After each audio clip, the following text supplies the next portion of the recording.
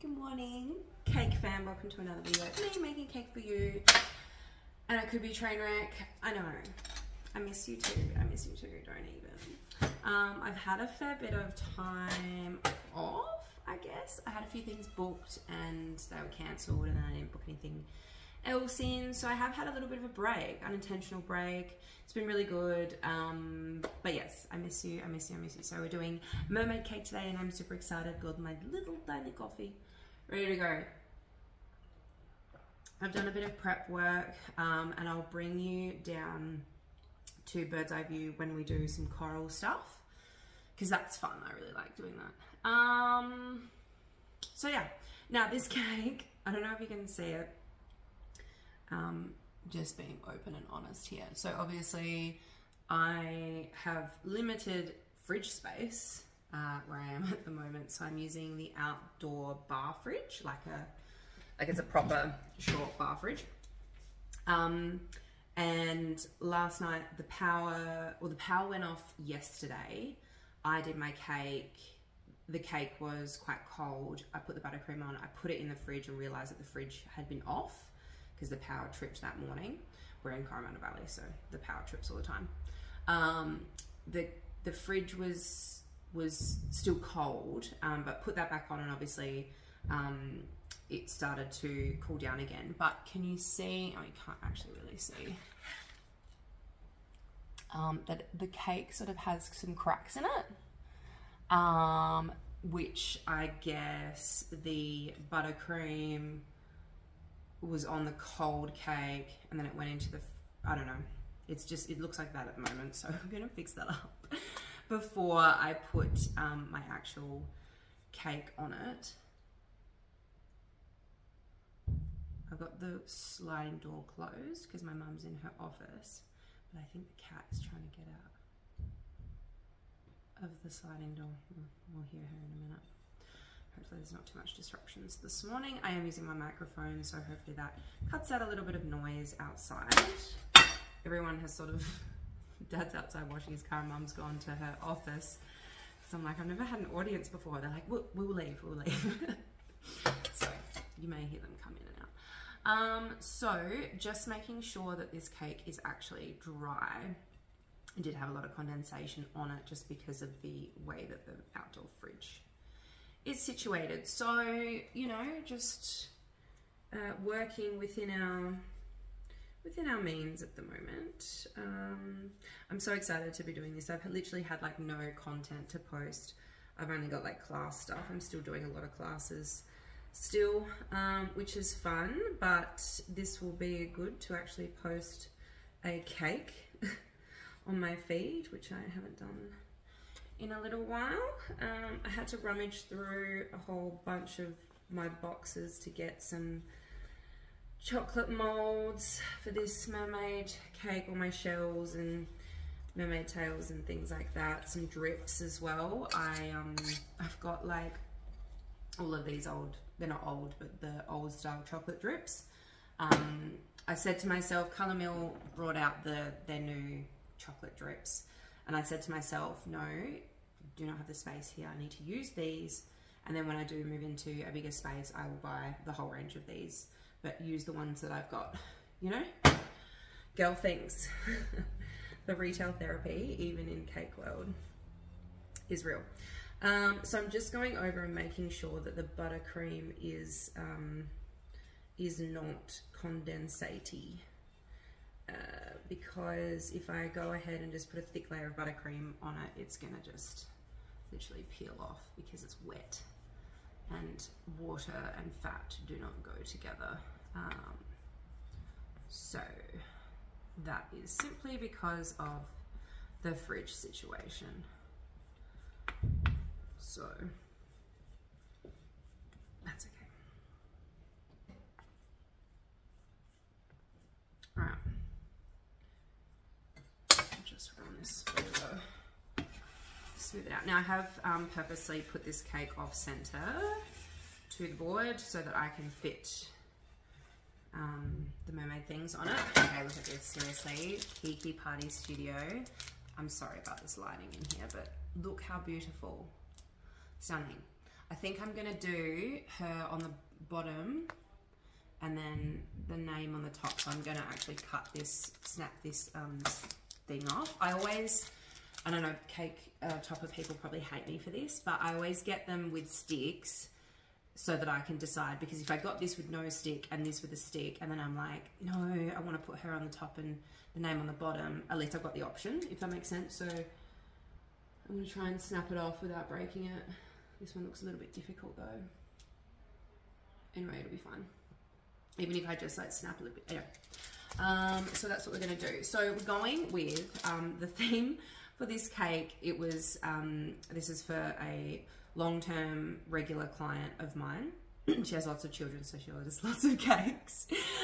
She's amazing. But the choices were, it was like frozen or mermaids, and she was like, I don't know. And I always leave it to the like sort of closer to the birthdays for young kids, because I change their minds so often.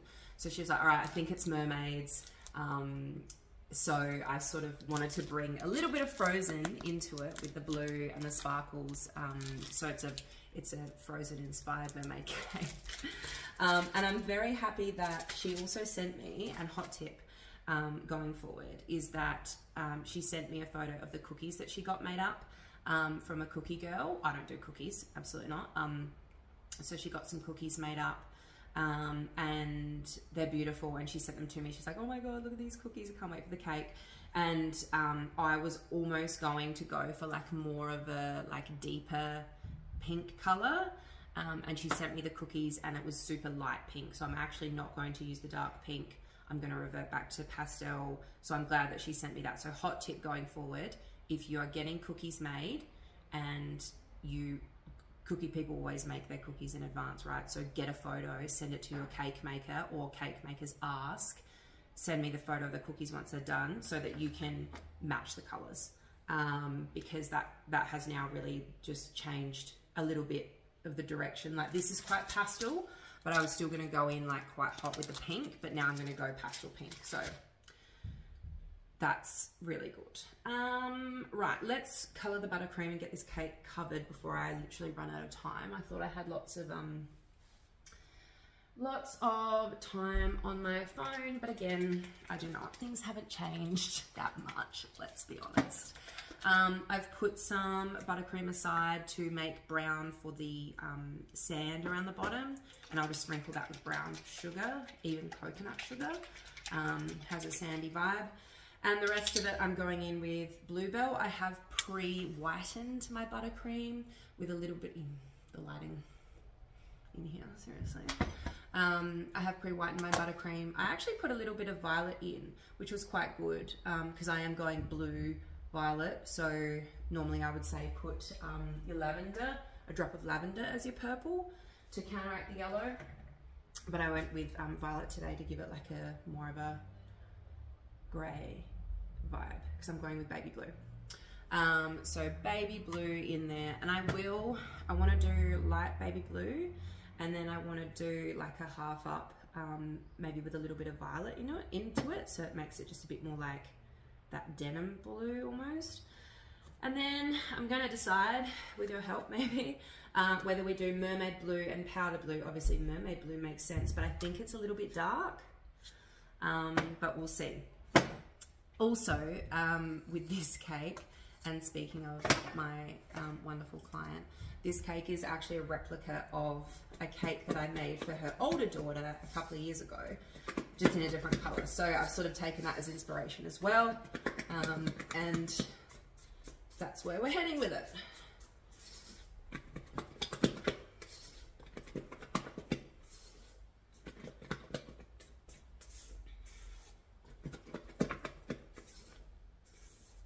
So I think I want to get like to that color, like a really light blue, maybe a little bit more, because I don't want it to be too light that it's like not the same. But then I don't want to make it too dark, so I want to do a second layer in a darker shade. My poor arms.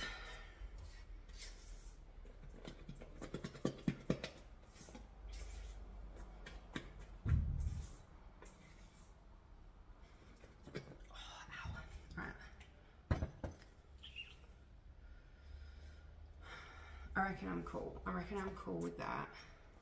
It's very light. But if we do light, and then we do just a shade darker on the bottom, and then I do the drip.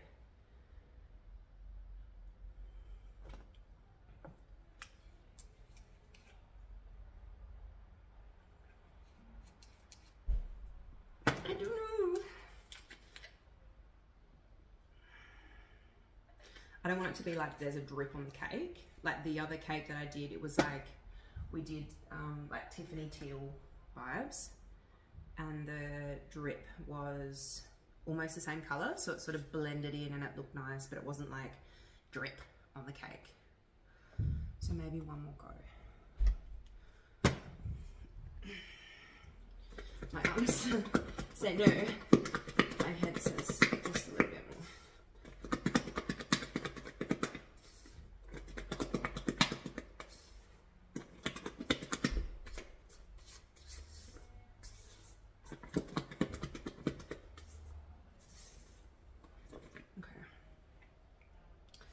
Let's do that.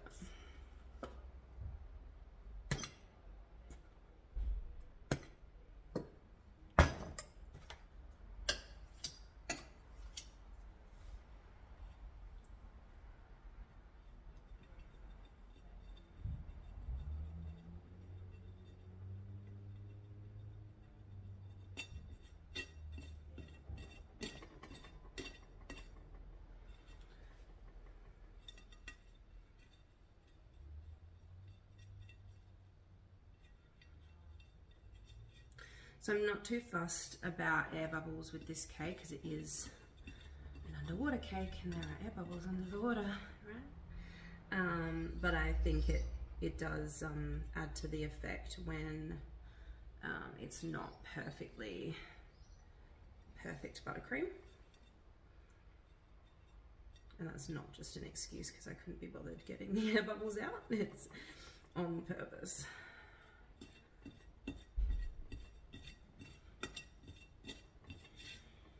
I was thinking about making this cake as a like cake mum's cake. I really want to I do need to get onto that. And I'm very appreciative of everyone being very patient, people that have asked me about that sort of cake class series.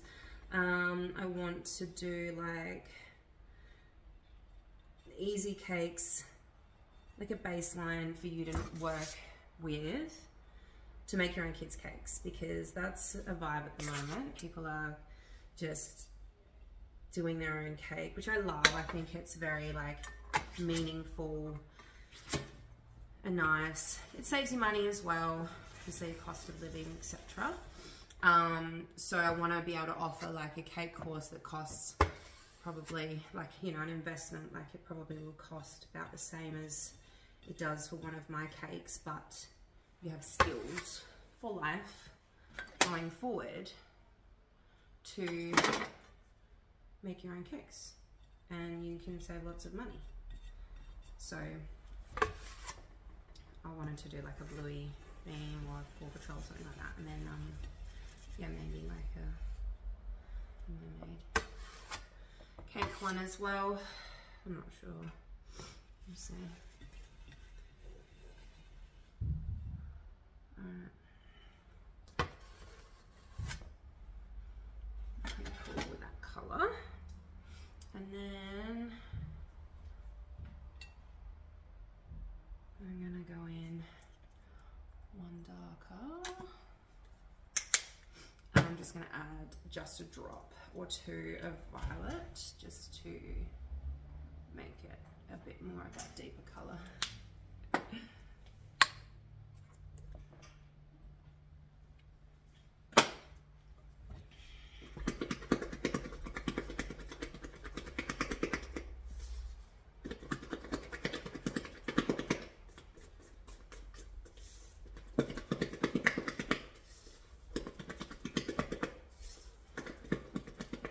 That's cool. Just that shade darker on there. Yeah, love that.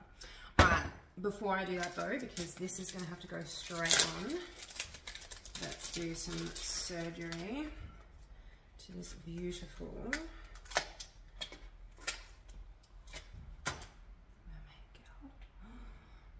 graphic on the back. I can't do it. All right. Perfect.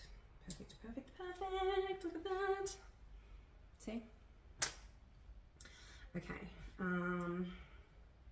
So obviously this is going to be the front. And then what else was I going to do? Actually, I might just prep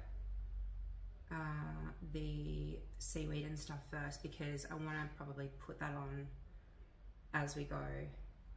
So I'll put that aside. So let's bring you down here, I think. And I'll just run through a few little pieces, show you up close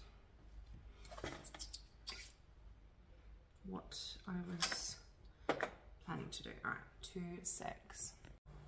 Okay, here we are. So I've just pre-made a couple of things, but I'll show you basically what I did to achieve these. They're pretty simple to make, but they look really, really cool. And sorry about the shadowing again with the lighting.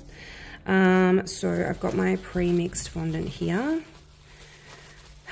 So we're going to make another one of these, which looks super effective on the cake here.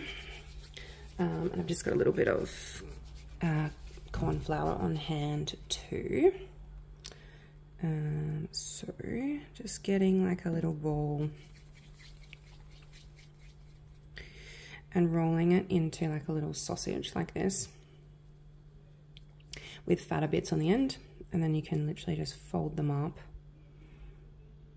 like that. And then you're gonna grab one of these tools. Everyone's got these in their little cake kit. I actually reckon that I got these years ago from as a youngster. I subscribed to one of those like cake, you know, those like cake magazine or magazines that you get different things in every week or month or whatever. So one of the months was like, you know, these tools and stuff, and then another one was like a mold and things like that. So I've got some random stuff from those days, which has kind of come in handy along the way, which is good. So just making this one a little bit longer so it can go behind and sort of around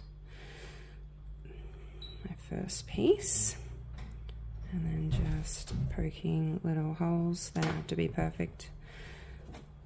I'll grab a little bit more fondant.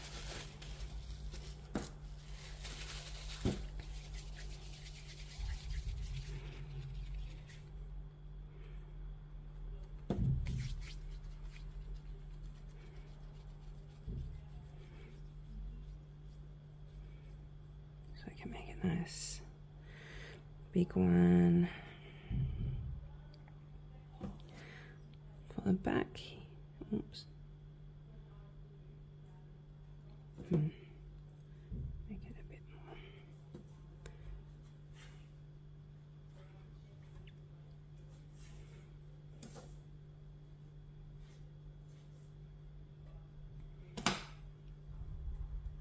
Okay. Looks like a little under the sea thingamabobby. So that's cool. This one, you can see it kind of looks like a sponge. Focus. No. Yes. Yeah, cool. Hey. So this is very, very simple to make. I feel like they just look really effective when you've got all the stuff going on. Maybe a little bit smaller because it does sort of poke out when you're doing it. So just into a little ball like this, and then I just have it in my hand, and if it gets too sticky, just a little bit of corn flour, and literally just poking it with a skewer, like poke the absolute crap out of it, and it will start to look like a little weird sponge. You can see that sort of coming together. It looks like something you want to grab at the beach and just like squish.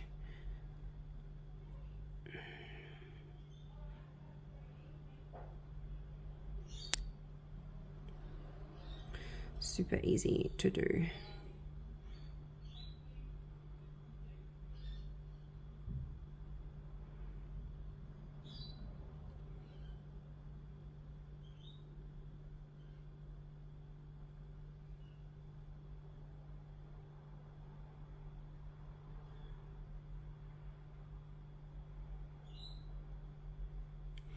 cute. Cool. Done. Alright, so I might even do a couple of these in the purple as well. Now, I want to make a few of these to stand up on the top of the cake. And you might be thinking, Bianca, you cannot make fondant stand-up decorations the day of your cake because they will not dry in time. You're an idiot. Well, thank you for your concern. However, I'm going to pop these in the oven so that they dry out and they are ready to go on my cake in a... Ooh, there's a bit of buttercream. In a matter of minutes. And I will show you once we're done. I also don't know where my smaller rolling pin is, so this is the one that we've got. I also don't know where my like scalpel knife is, my very sharp scalpel knife. So this is a butter knife from my parents' kitchen, which does not do the same thing, but that's what we got to work with at the moment. It's fine. All right, just cutting this in half, and then I'm just stretching the ends out. This fondant is very sticky. I normally like to work with satinized fondant. I find that it's not as sticky and yicky, greasy. I find some fondants quite greasy. Anyway, beggars can't be choosers because you can't get freaking satinized. Anyway, I think you can actually get it from Caker's Warehouse, and I do need to do a proper order and stock up on that sort of stuff. So anyway, cake dowel, just wrapping it around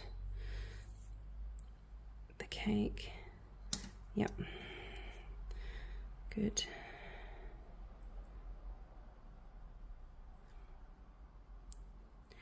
Like these.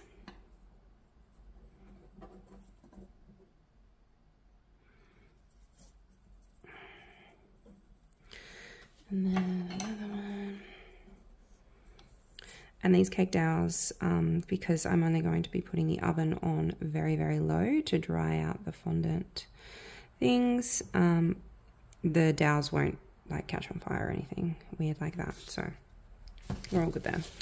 Obviously these are pretty straightforward. You're just making little tubes and throwing a few holes in them with your skewer again.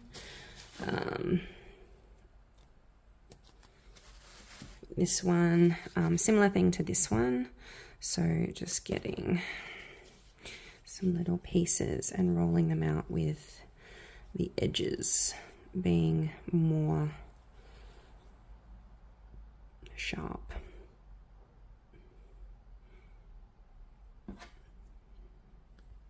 Making these ones different sizes so that you've got different lengths of like a seagrass kind of bush thing going on. Just placing them on top, probably getting like smaller and smaller as you go down, and then that can sit on top of the cake like that. This one's pretty dry already, but as they dry, these ones probably won't need to go into the oven because they're just going to be resting up against the cake, so I don't need to stand up. But as they dry, you can sort of pull some of the like grass things away so that it looks more fluid and moving, like that kind of thing.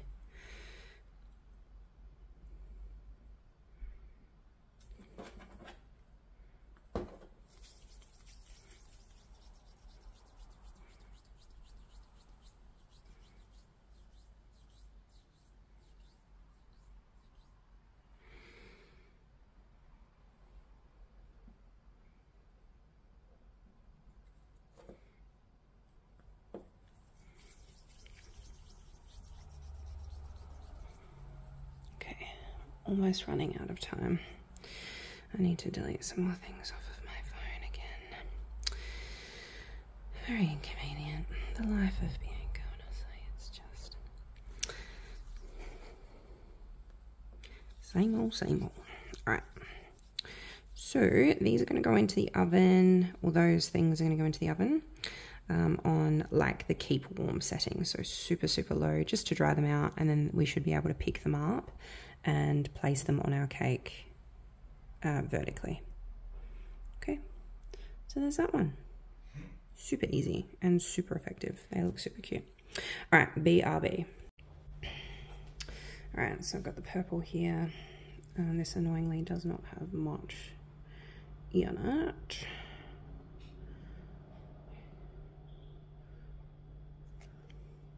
Do I want to do this purple? I think the purple's maybe too deep for this thing. Maybe we'll just do a pink.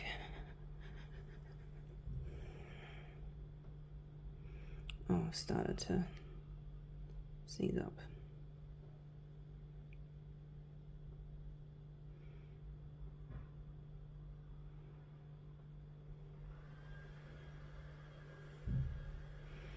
Alright, that'll do.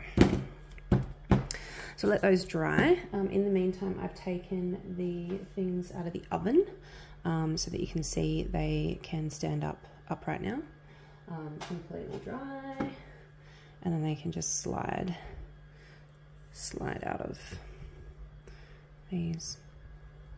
Cool. So that's handy. All right, let's put this all aside and get the cake back so that we can put this together. And then get going to drop it off. Woohoo!